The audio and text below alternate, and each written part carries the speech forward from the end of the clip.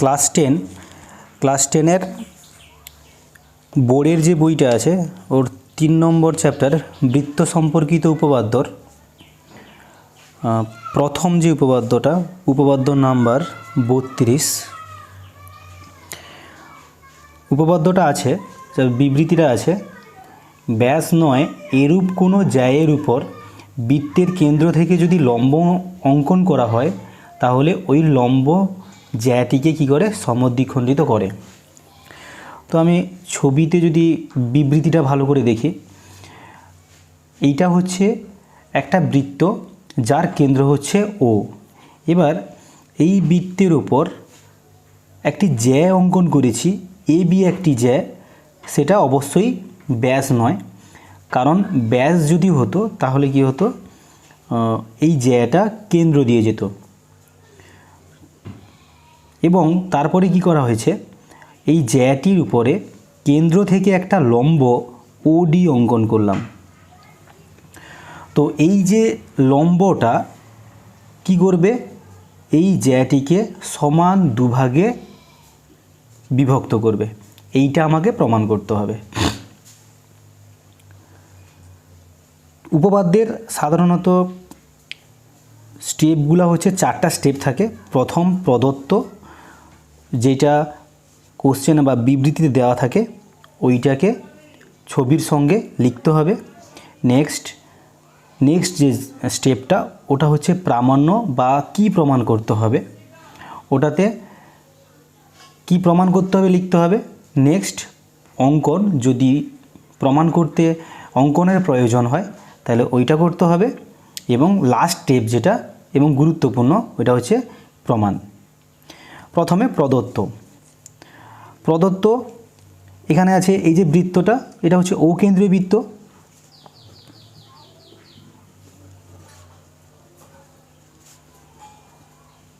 ঠিক আছে, এবার এই যে এ বিটা একটা জ্যা যেটা বৃত্তের ব্যাস নয়, তাহলে এ বি হলো বৃত্তের ব্যাস নয় এরূপ একটি জ্যা।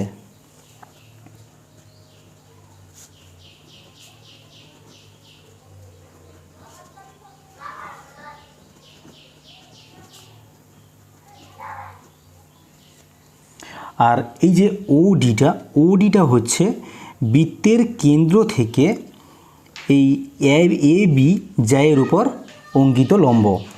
তাহলে ওডি হলো এ বি জ্যায়ের উপর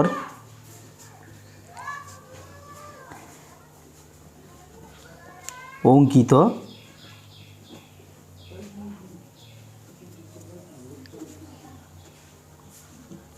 লম্ব। এবার প্রমাণ করতে হবে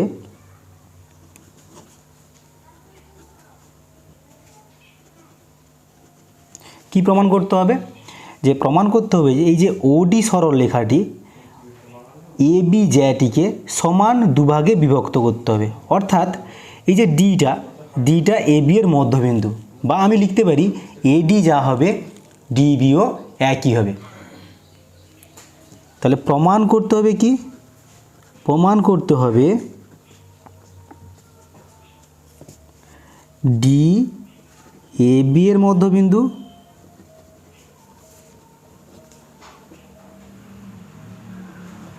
অর্থাৎ এডি সমান ডিবি। ঠিক আছে, এবার নেক্সট যেটা স্টেপ সেটা হচ্ছে গিয়ে অঙ্কন।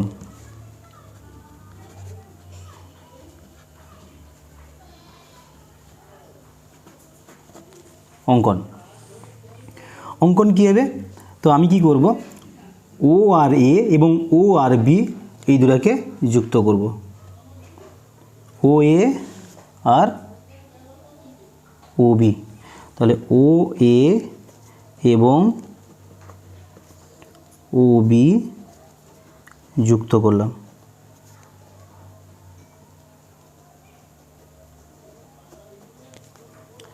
এবার লাস্ট স্টেপ প্রমাণ।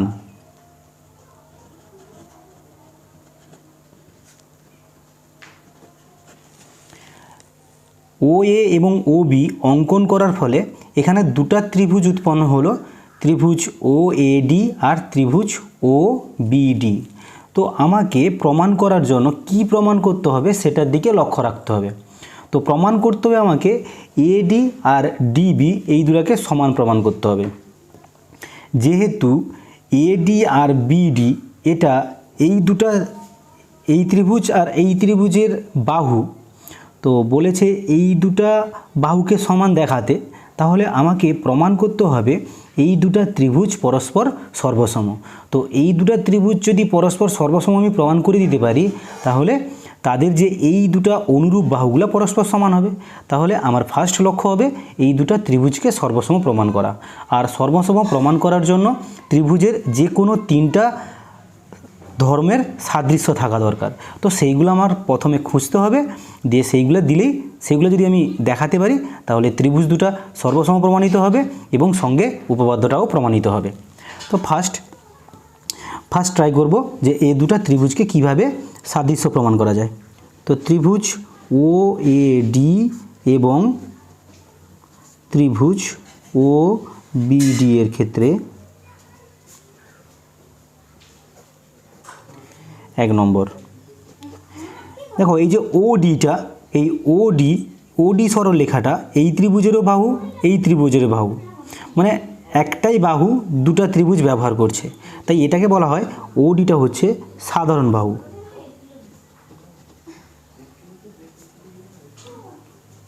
নেক্সট, এই যে ও এ আর ও বি এই দুটাও সমান, কারণ ও এটা হচ্ছে এই ও কেন্দ্রীয় বৃত্তের ব্যাসার্ধ, ও বিটাও হচ্ছে এই ও কেন্দ্রীয় বৃত্তের ব্যাসার্ধ, অর্থাৎ একই বৃত্তের ব্যাসার্ধ যেহেতু সমান হয়, তাহলে এই দুটাও সমান হবে। তাহলে 2 নম্বর কী হবে, ও এ ইকুয়ালস টু ও বি একই বৃত্তের ব্যাসার্ধ।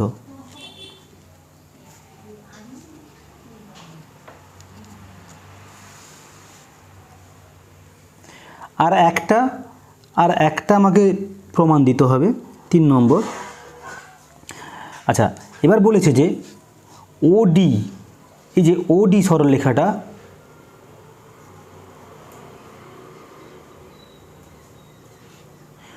এই ওডি সরলরেখাটা আগে বলা হয়েছে ওডি সরলরেখাটা কি না, এবি জায়ের উপরে লম্ব, এবি জায়ের উপর যদি লম্ব হয়, তাহলে এই যে কোণটা, এই কোণটা কত ডিগ্রি হবে, 90 ডিগ্রি, আর এই কোণটাও কত হবে, 90 ডিগ্রি।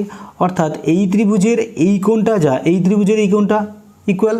তাহলে আমি লিখতে পারি কোণ ও ডি এ ইকুয়ালস টু কোণ ও ডি বি সমান 90 ডিগ্রি। প্রামাণ্য হিসেবে লিখতে পারি বা কারণ হিসেবে লিখতে পারি, কিন্তু ওডি লম্ব এ বি। তাহলে আমি 3টা ধর্মের সাদৃশ্য দেখিয়ে দিয়েছি, অর্থাৎ এই দুটো ত্রিভুজ পরস্পর কী হবে, সর্বসম। অতএব ত্রিভুজ ও এ ডি এবং ত্রিভুজ ও বি ডি পরস্পর সর্বসম, বা একে চিহ্ন দিয়ে করা যায় যে ত্রিভুজ ও এ ডি সর্বসম ত্রিভুজ ও বি ডি। যেহেতু দুটা ত্রিভুজ পরস্পর সর্বসম প্রমাণিত হয়েছে, তাই আমি বলতে পারি যে অতএব এডি সমান বিডি। কারণ কি, এই দুটা বাহু হচ্ছে এই যে এডি এই ত্রিভুজের বাহু, আর বিডি হচ্ছে এই ত্রিভুজের বাহু, আর এই দুটা ত্রিভুজ সর্বসম হওয়ায় দুটা বাহু কী হবে, সমান হবে। তাহলে সর্বসম ত্রিভুজের